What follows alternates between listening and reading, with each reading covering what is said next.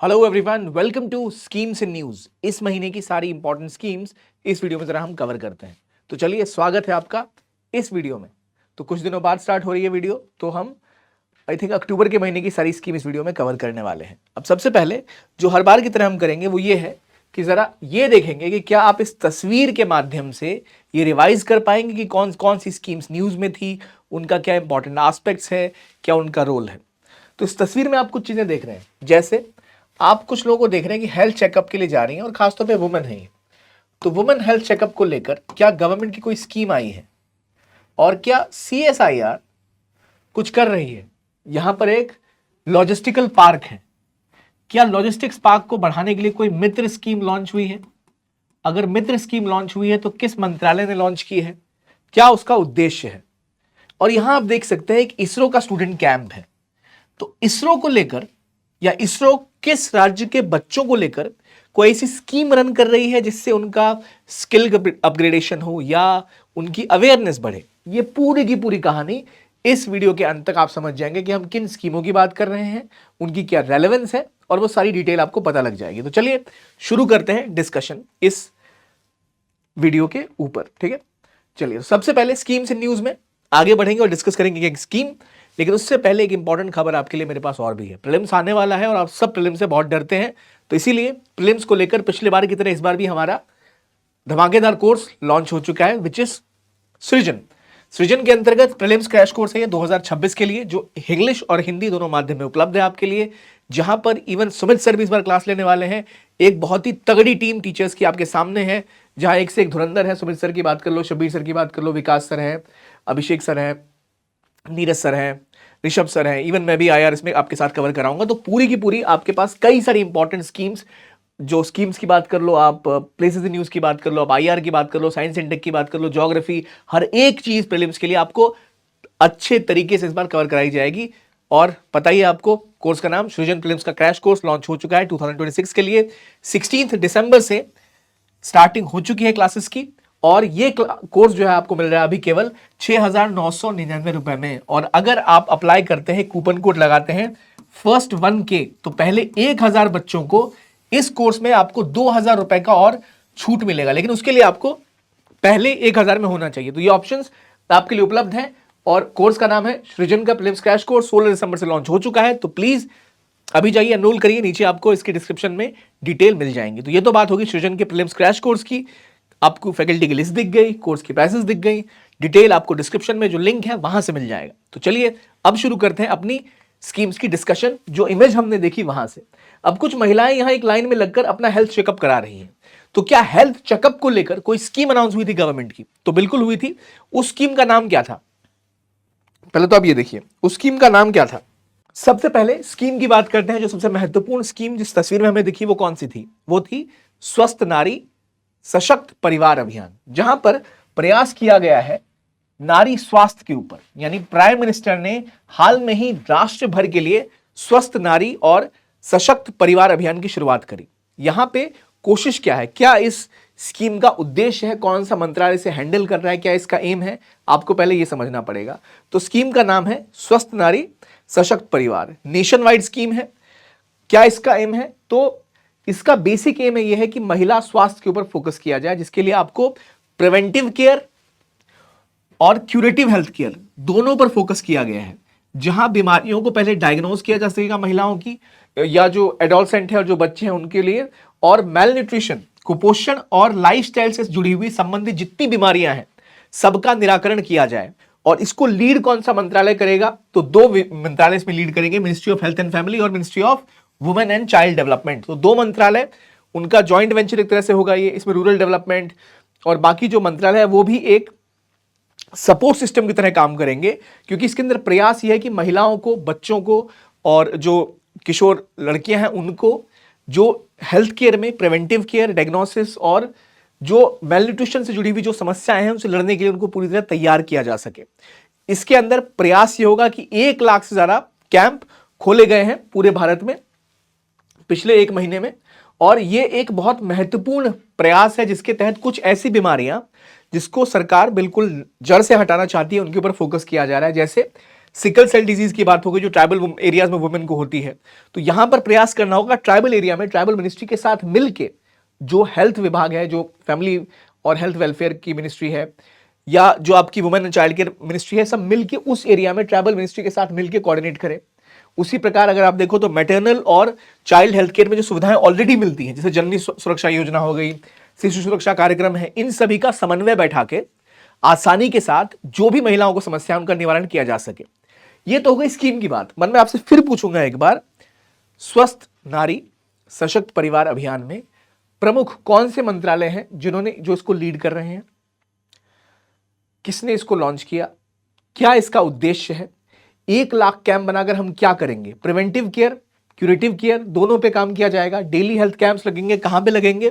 तो आयुष्मान आरोग्य मंदिर हो गए, या गवर्नमेंट हेल्थ फैसिलिटीज हो गई, डिस्ट्रिक्ट हॉस्पिटल्स हो गए, इन सभी पे आशा वर्कर्स, जो ऑक्सिलरी नर्सेज हैं, उन सबको इनसे जोड़ा जाएगा, वॉलंटियर्स को, यूथ ग्रुप को, और जोड़ा गया है। स्कीम तो ऑलरेडी काम कर रही है, कर चुकी है, जिसके अंदर जो ऐसी बीमारियां हैं जिसको अर्ली डिटेक्ट किया जा सकता है, उन सबको अर्ली डिटेक्ट किया जाएगा। आयुष का इंटीग्रेशन होगा, कम्युनिटी मोबिलाइजेशन होगी, स्पेशलाइज सर्विसेज दी जाएंगी, ये सब मुहैया कराया जाएगा अंदर स्वस्थ नारी सशक्त परिवार अभियान के अंतर्गत। तो ये इस अभियान की बात आपको ध्यान रखना है, कौन सा मंत्रालय है, क्या इसका उद्देश्य है, और कोऑर्डिनेशन बाकी मिनिस्ट्रीज के साथ भी यहां पर होने वाला है।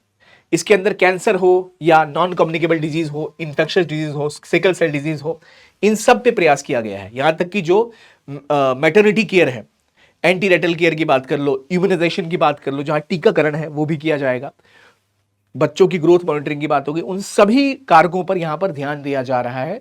तो स्वस्थ नारी और सशक्त परिवार में किन चीजों पर फोकस किया जा रहा है? क्या पुरुष स्वास्थ्य पर भी फोकस है? तो नहीं, ये मुख्य रूप से महिलाओं, लड़कियों, बच्चों और किशोर स्त्री जो लड़कियां हैं उनके ऊपर फोकस करती है ये स्कीम। ठीक है, अगला मुद्दा, अगला है मित्र। कौन सा मित्र? Mega integrated textile region and apparel. क्यों? तो भारत का सबसे बड़ा पीएम मित्र park Bhainsola village, Dhar district, Madhya Pradesh में प्राइम मिनिस्टर ने उसका फाउंडेशन स्टोन रखा है। ये जो पीएम मित्र स्कीम है, ये कब लॉन्च हुई? कौन सा मंत्रालय इसको लीड कर रहा है? मिनिस्ट्री ऑफ टेक्सटाइल ने इसको 2021 में लॉन्च किया था। इसके अंदर 5F फॉर्मूला है, फाइबर टू फैक्ट्री, ये प्रयास है। Fiber to factory, to fashion, to your foreign, की जो फाइबर होता है खेतों में जो निकलता है रेशा, उस रेशे से आप उसको फैक्ट्री के ले जाएंगे, फैक्ट्री से फैशनेबल आइटम में बनेगा, वहां से वो आपका फॉरेन तक जाएगा, एक्सपोर्ट होगा। और एक फार्म, मतलब खेत से फाइबर, फाइबर से फैक्ट्री, फैक्ट्री से फैशन, फैशन से फॉरेन, ये आपके 5F हैं। Farm, factory, fashion, foreign. ठीक है, तो ये प्रयास है कि सीधा किस तरह से एक जो विजन है 5F फॉर्मूला का, ये क्या है? Farm to fiber, fiber to factory, factory to fashion, fashion to foreign.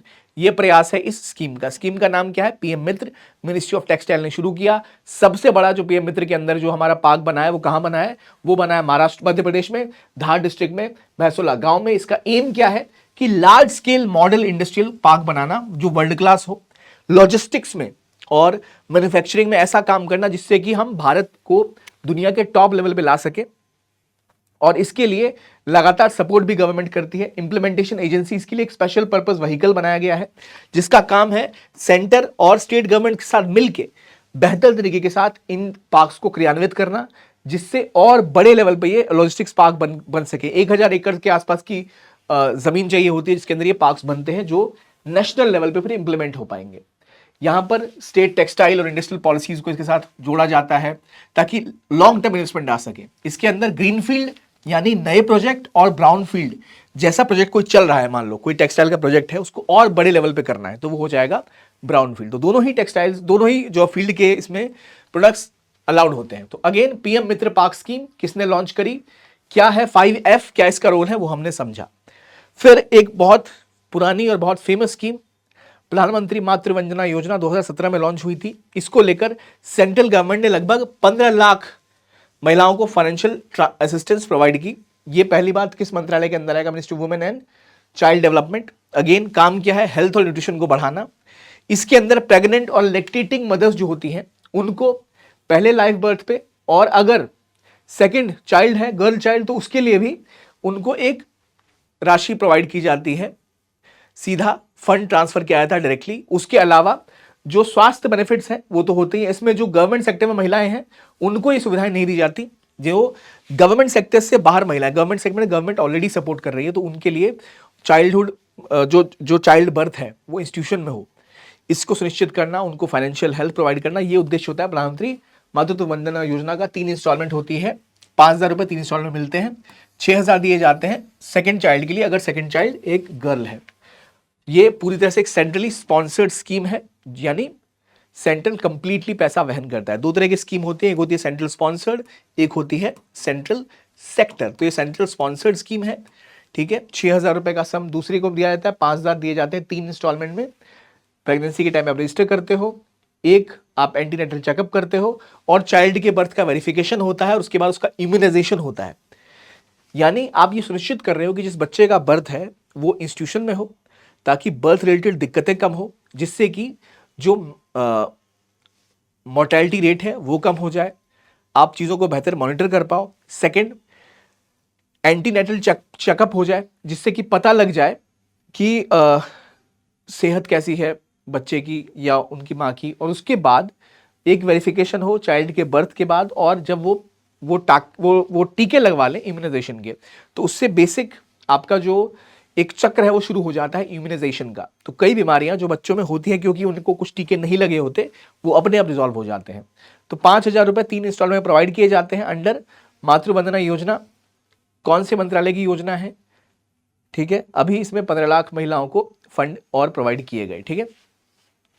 अगला पॉइंट आता है north east spark. North east spark असल में ministry of north east region की जो हमारी मंत्रालय है डेवलपमेंट का, वो और एनईसी दोनों मिलकर कर रहे हैं, ताकि जो नॉर्थ ईस्ट के बच्चे हैं वो साइंस स्पेस इनोवेशन में आगे बढ़ पाए, उनको इसमें और एम्पावर किया जा सके। तो ये इनिशिएटिव है जो कि हाल ही में जो स्टूडेंट्स हैं उनको इसरो घुमाने ले जाया गया, ताकि उनके अंदर वो स्पार्क डेवलप हो सके, उनके अंदर वो अवेयरनेस डेवलप हो सके, वो समझ सके कि कैसे इस तरह के क्षेत्र में अपना करियर बनाया जाए, कैसे साइंस टेक्नोलॉजी इनोवेशन में कंट्रीब्यूट किया जाए। तो इसमें और साइंटिफिक क्यूरियोसिटी बढ़ाने के लिए मेरिटोरियस स्टूडेंट में ये काम किया गया है। इसमें 800 स्टूडेंट्स को आउटरीच के ले जाया गया। 4 बैच होंगे जो इसरो विजिट करेंगे। देखिए इसमें 189 मेल है और 200 फीमेल, यानी फीमेल्स पे ज्यादा फोकस किया गया है। तो इसरो और जो 8 नॉर्थ ईस्टर्न स्टेट गवर्नमेंट्स हैं वो इसको सपोर्ट कर रहे हैं, along with ministry of development of north east region, MODNER, उनके साथ जो 7 राज्यों की जो हमारी स्टेट गवर्नमेंट 8 होगी, और प्लस जो हमारा प्रमुख मंत्रालय है वो तो करेगा ही करेगा। इसरो में उनकी विजिट होगी ताकि वो सीख सके कि कैसे वो अपने आप को और ज्यादा इस क्षेत्र में अपना इंटरेस्ट बढ़ा सकते हैं या चीजों को आगे लेके जा सकते हैं, ठीक है। तो पहली बात, एनी स्पार्क्स प्रोग्राम क्या है ये पता लग गया, इसरो भेजा गया, क्यों भेजा गया, क्या काम था, कौन से मंत्रालय थे, हमें पता लग गया। तो नॉर्थ ईस्ट की डेवलपमेंट के लिए प्रोग्राम लॉन्च किया गया। फिर एक न्यूज में था स्कीम जो था मुख्यमंत्री महिला रोजगार योजना, जिसमें कि 75 लाख महिलाओं को बिहार में 10,000 रुपए ट्रांसफर किए गए इस योजना के अंतर्गत, जो कि वुमेन एंटरप्रेन्योरशिप बढ़ाने के लिए, उनकी इकोनॉमिक एम्पावरमेंट के लिए था। ये पहले 10,000 जो थे वो DBT के तहत दिए गए, ठीक है। उसके बाद 6 महीने का एक परफॉर्मेंस रिव्यू होगा, और जो लोग अच्छा परफॉर्म कर रहे हैं उनको 2 लाख रुपए का ग्रांट एडिशनल दिया जा सकेगा वुमेन एंटरप्रेन्योर्स को। ये जो असिस्टेंस है 10,000 रुपए की, ये वापस नहीं करनी, इट इज नॉन रिपेबल, ताकि महिलाओं को बेसिक एम्पावरमेंट मिल सके, इकोनॉमिक एम्पावरमेंट मिल सके, जिससे कोई भी उनकी समस्या है वो रिजॉल्व हो जाए। इसके अलावा इसमें 18 से 60 साल की कोई भी महिला जो एक न्यूक्लियर फैमिली से आती है और जो इनकम टैक्स नहीं दे रही, उन सभी को 10,000 रुपए अकाउंट में दिए गए थे। रिव्यू के बाद 2 लाख रुपए का और अनुदान देने का इस बीच में प्रावधान है, अगर कोई इंटरप्रेन्योरियल एक्टिविटी कर रहे हैं, यानी कोई अगर व्यापार करना उससे चाह रही है उससे, तो सब महिलाओं को एक सीड फंड जो आप कहते हैं सीड कैपिटल वो मिला, कि वो अगर कोई छोटा लघु उद्योग शुरू करना चाहती है तो उसके लिए। तो ये बिहार गवर्नमेंट की स्कीम थी, जो मुख्यमंत्री महिला रोजगार योजना थी वो। तो हर महिला के लिए 10,000 का ये प्रावधान दिया गया था। अगेन प्रधानमंत्री स्वास्थ्य सुरक्षा योजना के अंतर्गत 22 नए एम्स को अप्रूवल कैबिनेट ने दे दिया है, जिसमें कि 5,000 पोस्ट ग्रेजुएट और कई सारे अंडर ग्रेजुएट्स को जगह मिलेगी। ये 2006 में लॉन्च की गई स्कीम थी, स्वास्थ्य सुरक्षा योजना, मिनिस्ट्री ऑफ हेल्थ और फैमिली वेलफेयर के अंतर्गत, जिसमें टर्शरी हेल्थ केयर, जहां पर क्वालिटी मेडिकल एजुकेशन और ट्रीटमेंट की सुविधा दी जाए। तो इसके अंदर नए एम्स बनने थे, तो अब नए 22 एम्स की बात हुई है। जो वर्तमान के मेडिकल इंस्टीट्यूशंस हैं उनको भी अपग्रेड किया जाएगा, और 22 नए एम्स बनेंगे, 75 प्रोजेक्ट होगा जो अपग्रेड किए जाएंगे जो गवर्नमेंट मेडिकल हेल्थ केयर है, 18 एम्स फंक्शनल है, 75 जो जनरल मेडिकल आपके कॉलेजेस हैं उनको अपग्रेड किया जाएगा, 69 ऑलरेडी कंप्लीट हो चुके हैं। तो 22 नए एम्स की बात किसके अंदर है? प्रधानमंत्री स्वास्थ्य सुरक्षा योजना के अंतर्गत। ठीक है, इसके अलावा एक और स्कीम जो आज हमें पढ़नी है वो है capacity building and human resource development, CSIR की स्कीम है 15वें फाइनेंस कमीशन के अंतर्गत जिसकी बात की गई है, DBT ने स्टार्ट किया है। ये क्या है?